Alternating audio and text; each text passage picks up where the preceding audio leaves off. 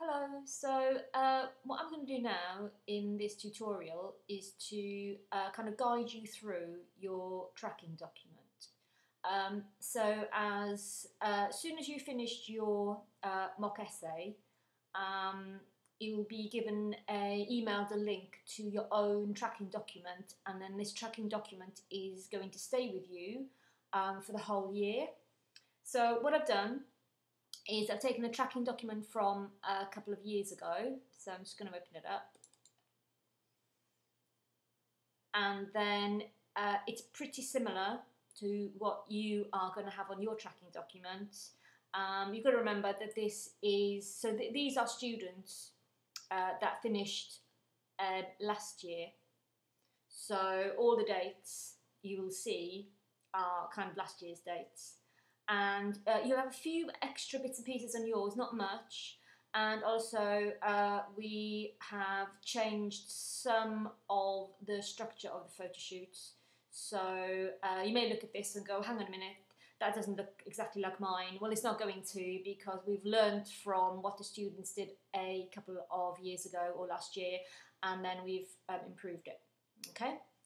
So you will be sent a link to your tracking document, and the only people that will have it will be you and me and Joanne, and also then the teacher who is going to be covering Joanne's maternity leave next year, and also we can send a copy to your coach as well, but they can only look at it. Whereas you and me and Joanne and Ellie, Joanne's maternity cover, we'll all be able to edit it, so we can type into it and make changes whenever we want to. So you'll see that it'll have my upper sixth blog address on there, and then you'll have all the deadlines. Yours will be different, obviously, but you'll have your component one coursework deadline. You'll have the deadline for the first full draft of your essay, the deadline for your exam project on here, okay? You will have then links to your lower sixth sways. Now, obviously, this student here does have links. I've just grayed them out, okay? Because you don't need to see these projects, but they are there. The first thing you'll see on the top of your tracking document will be links to your lower sixth assessment sheets. So I don't want you to do anything with this now, okay, but we are going to come back to this later on, maybe over the summer holidays, or maybe when we just come back in September. So just to show you, okay, so let's open it. And you will be able to do this. You'll be able to click on the orange link, and you will then hopefully have access to all the assessment sheets that were written for your projects this year. Okay, so what you'll have is the assessment sheet for your portraiture project, the assessment sheet for your architecture project, and then, now we obviously didn't do a assessment sheet as such for your mock exam, but we are going through, and so I know some of you already have had proper feedback on what you did achieve, okay? So everything's in here, and you've just got to click on it, and all the information is all in here. So let's go back. Okay, so that's what's in your orange link, so you can go into that if you want to, but as I said, we're going to come back to a bit later on. So I'll move down a bit. Your upper six components addresses are going to go in here, and then you will have a direct link in the green to your essay document. Okay, so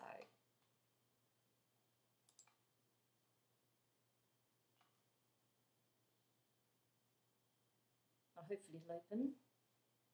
Okay, let's try that again. Sorry, it's a bit slow. My connection isn't brilliant.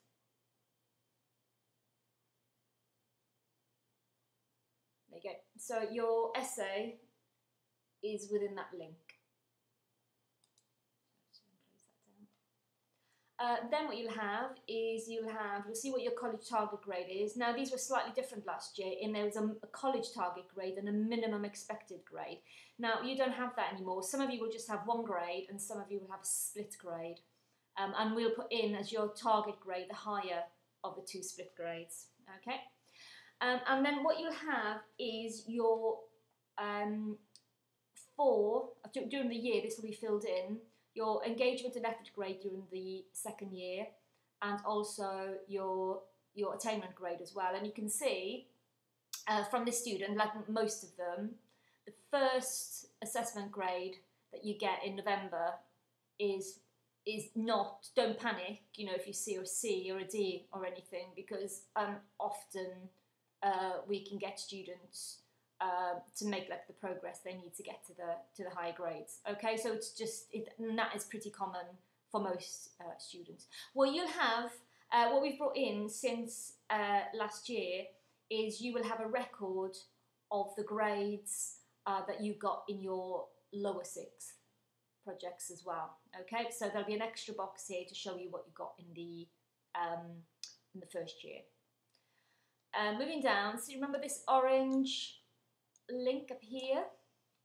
Well, what you're going to do eventually is you're going to read through your assessment sheets and you're going to look for feedback that you've had where it's been said maybe a couple of times, you know, what you're good at. So obviously, when we did the assessment for this particular student, then she would have been told that her composition skills were good, especially with still life. I'm not sure what else, so she meant to put in there. And she was good at lighting portraits in the Black Studio, and she used a lot of contrast in her photographs. But more important was, what were the 3 pieces of advice, you know, that sort of kept cropping up and that you should pay more attention to. So she went through all of her assessment sheets and realised that she needed to stop using kind of long quotes to answer her artist analysis, and maybe she should start working more in black and white, and maybe not combine colour and black and white photographs in the same sets. And then she needed to take her portraits in a vertical format, not horizontal. So every so often you think, oh, is there anything I keep doing, like making mistakes all the time? Hopefully you can identify them and then just list them down here, so you just remind yourself all the time. Okay? So what will then happen is you will have your theme that you're going to do, and then so that will be here, and then actually the actual question that is to do with your theme. So you're not going to come up with a question straight away. We're gonna take a while to do that, and the tasks that you are going to do over the next few weeks will help you to come up with the actual question. You're going to leave that, and then eventually the essay question will go in here as well. Okay, so this is a kind of one-stop shop for like absolutely everything this year.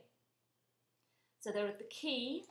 So anything in yellow with a yellow headline, that's going to be the details of any one-to-one conversations we've had, anything to do with assessment information, anything to do with assessment deadlines. Anything with the turquoise heading is going to be about the different photo shoots.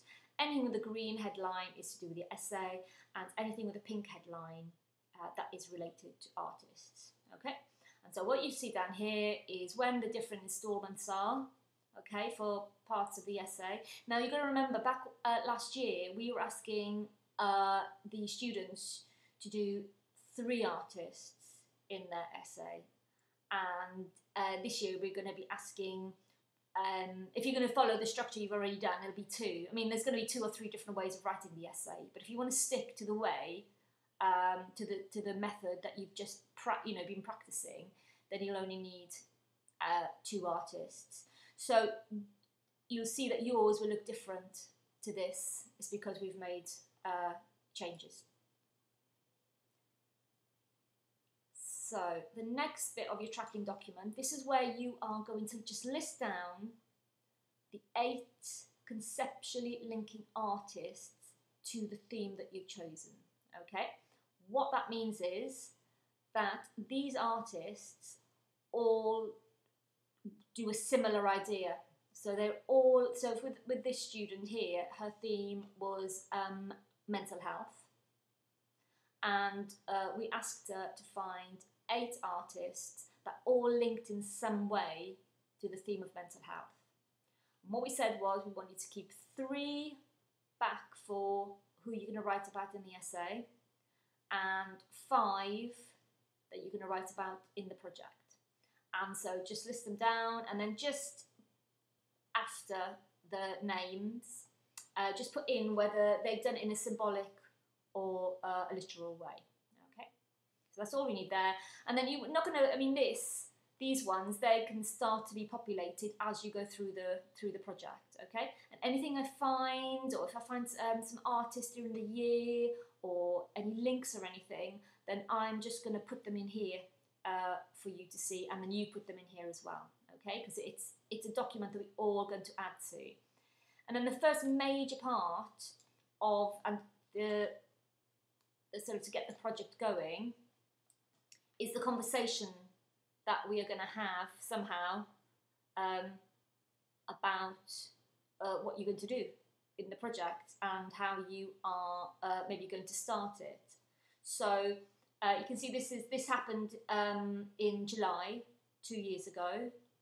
So I'll just read a little bit out for you. You know, we discussed the idea. So I had a discussion with her. We had a conversation. I wrote everything down, and then I wrote this up. So we discussed the idea of exploring more unusual aspects of mental health, like psychosis or schizophrenia or multiple personality disorders.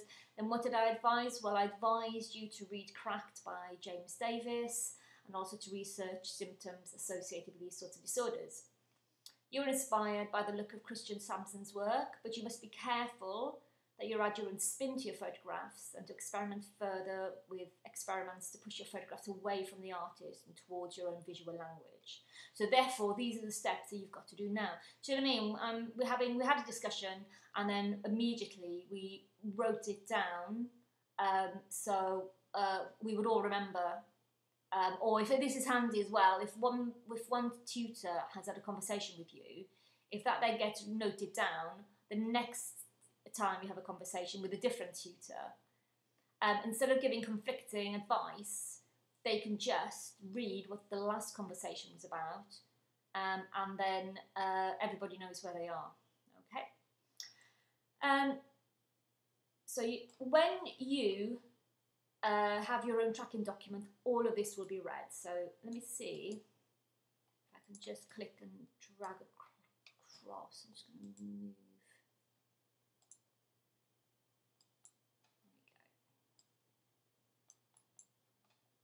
So your tracking documents, all of these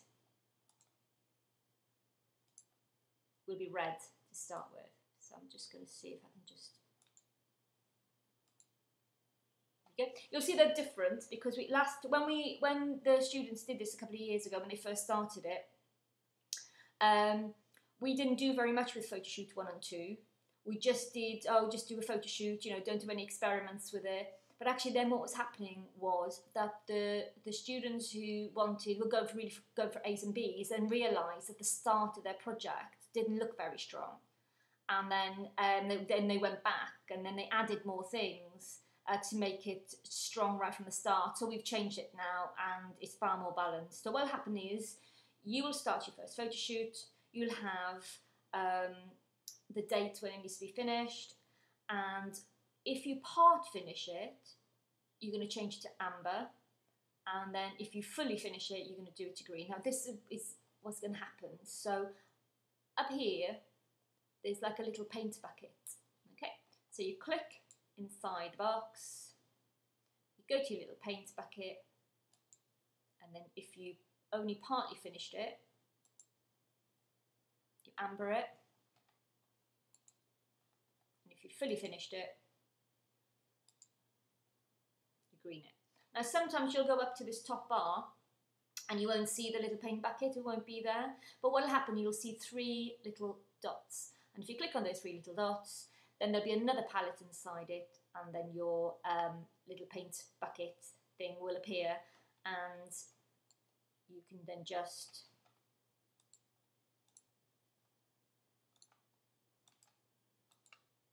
change the colour. Okay. And the whole idea is that this is a record for you and for your tutors to see exactly where you are. And you are expected to be in charge of your own tracking document and to green and to amber these as you complete them, okay? And then through the year, you'll see there'll be a date of when we had a conversation, and then which tutor you had the conversation with. And then so it won't be as long as the first one, but it's just quick. You know, we discussion about moving the new flower shoot to earlier in the sway. We discussed the importance of cropping some of your flower photographs. We discussed the idea of focusing more on developing the shadows. And then I sometimes will find things like, oh, I showed you then an advert on with a link. Okay, so they will happen every so often. Some of them depends on how busy we are and how many students there are. Sometimes usually they'll just be quick little discussions. Okay, so every photo shoot will have either a review day on there, so you know when you've got to get it ready for, or a deadline date on it, so you know exactly when you've got to get that ready for. Okay. Again, when you do your photo shoot 4, which is the film, you know how to import the clips and how to copy sections. All the links are in there. And then your key assessment 1 will happen. Well, it'll be I think November. And what I'm going to do is give you a grade for the amount of work you've got on your sway and the quality. And let me just move this down here for a second.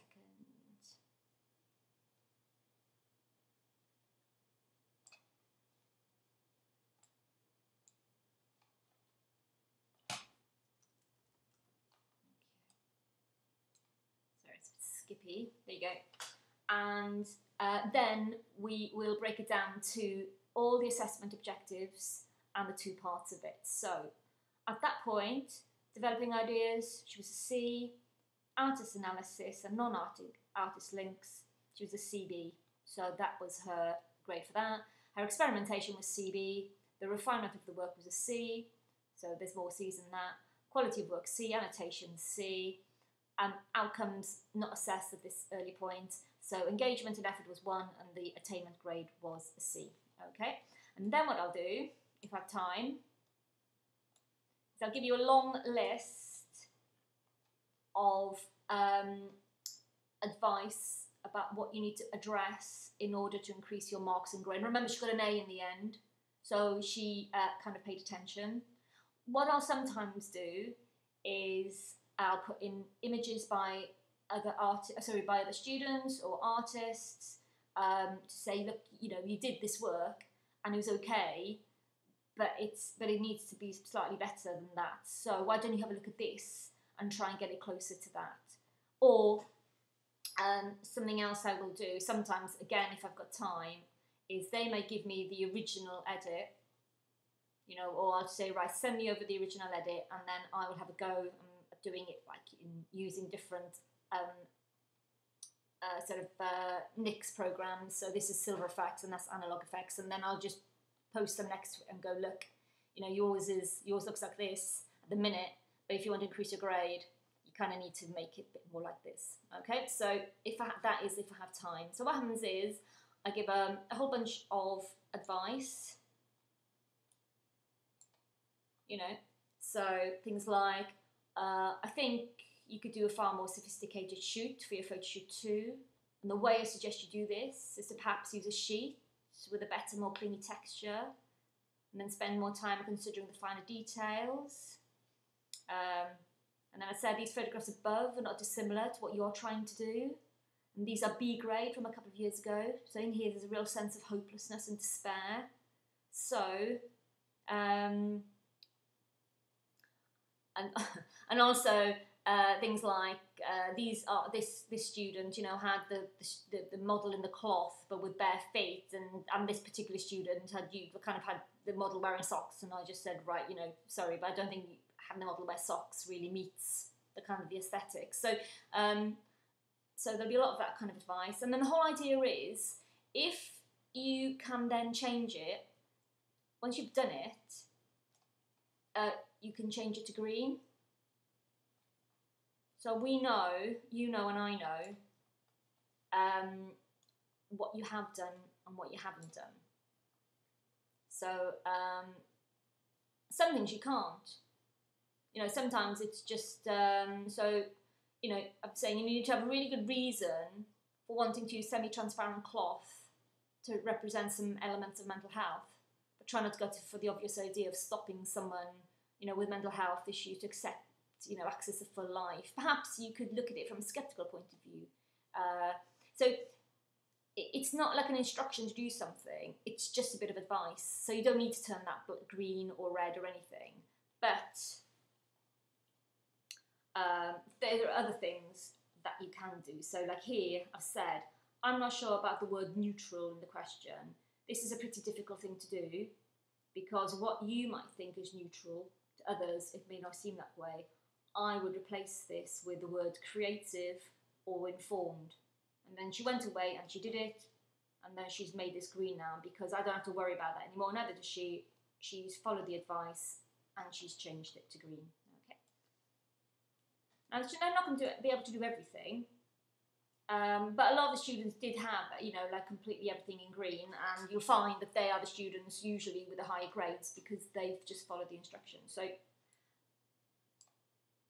just move this down. You can see everything that pretty much should be done has been done. Okay, and you can see then that by the time we get to Key Assessment 2 in January, she's now moving up to a B. And I will then put in as well the comment that goes on your report. Okay, so it's on ProMonitor, but it's on here as well. So everything you need is on this document, with some objectives and when you need to do that by. And then again, this is her last photo shoot. She's pretty much finished everything. There's one thing that was missing. And then down here, I've got the borderlines. Well, they're the old borderlines, they've changed now, but they were the borderlines for her component 1 and component 2 project. And then I actually then mark the final project as it is with numbers as opposed to letters. And then I give a mark, the grade, and then a full assessment sheet with all the pieces of advice that she needs to do, because she was 47.5, the A was a 50, so she managed to work on that advice and get her work up to an A grade. Underneath that, you've got your how to write introductions and evaluations, so you've got the things you need to discuss and the example of how to write it. So that's for the introduction, and then this was for the evaluations.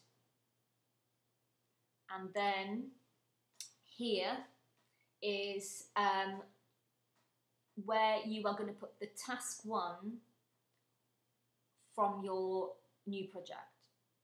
So it'll say in task 1, look at 4 past projects. Obviously not the same, she'd looked at different ones. Look at 4 past projects and note down what's similar in the high grades, or what you notice about the aesthetics, or what you notice about the writing, and what they all got in common.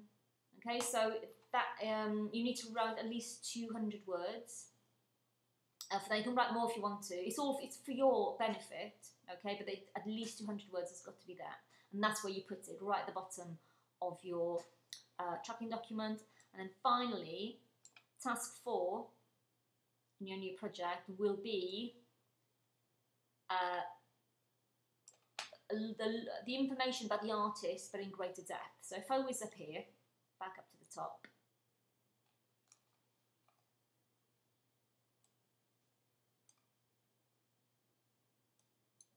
so you can see here, do you remember you had to put in the 8 conceptual linking artists, and who they were, and who you're going to keep for the essay, and whether they were symbolic or whether they were literal. Now you put them, the same 8, down right at the very bottom of your tracking document. There's a space there waiting for you, okay?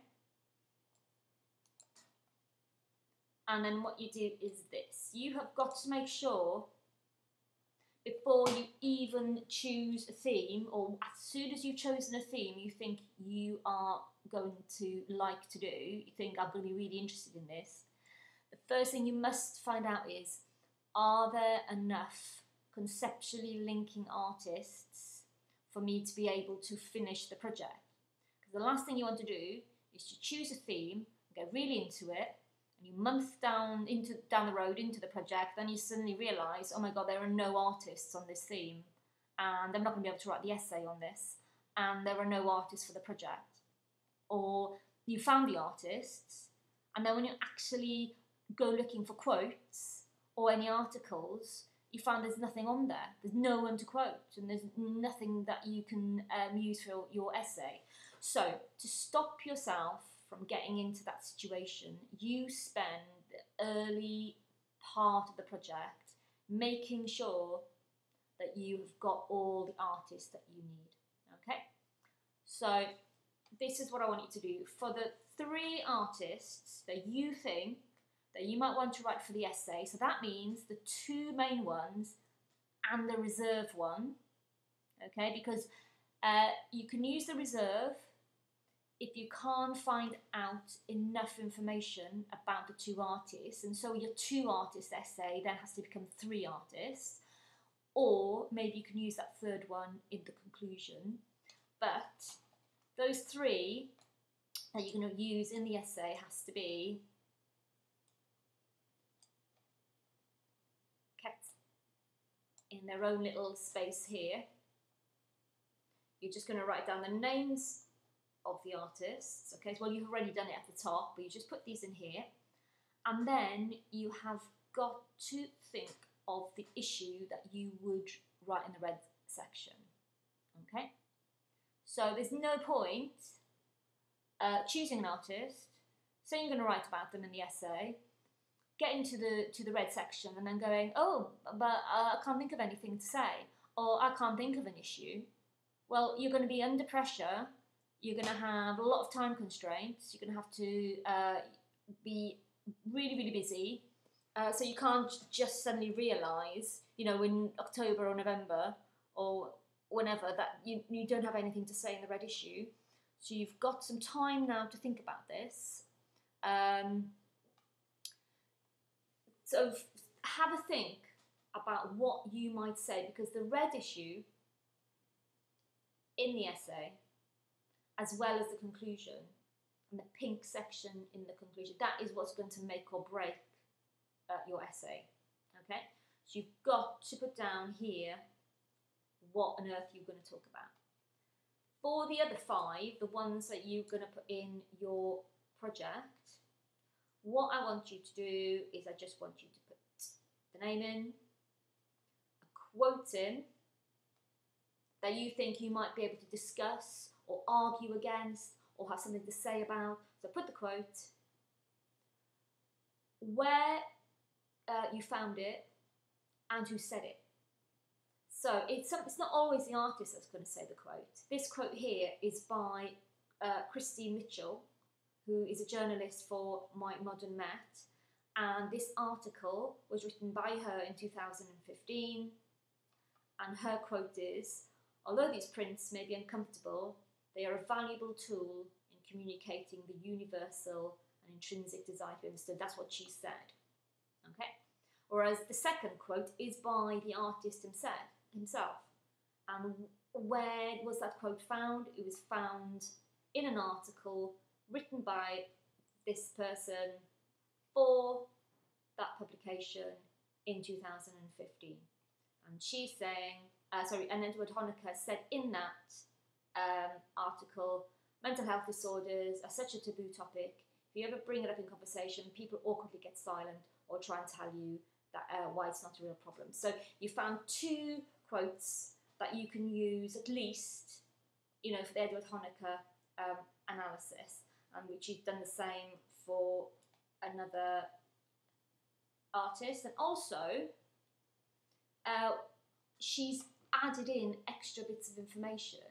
So let's have a look. So here's a quote here. So she's saying she can't argue about what's been said in the quote because it's a fact. But also she said, but she can see an opportunity to question this in the red section. So what she's saying is, I would discuss the amount of pre-production and post-production involved and question whether this amount of production runs the risk of distancing the work from any strong element of everyday life. So she's already thinking at this early point in time, well, not both of these quotes I can argue against, but there is something in here that I could discuss in the red section. And as I said before, when you're doing this in October or November, when you're under pressure, you're going to be really busy, and you may not have lots of time to do that. So if you can get this done now, this side of the summer holidays, then that would be a really good idea what to do. Okay, so I've run through now everything that is on your tracking document, and as soon as you have emailed me a completed mock essay, then we can start sending you the links to your own tracking document. Yeah, that's it for now.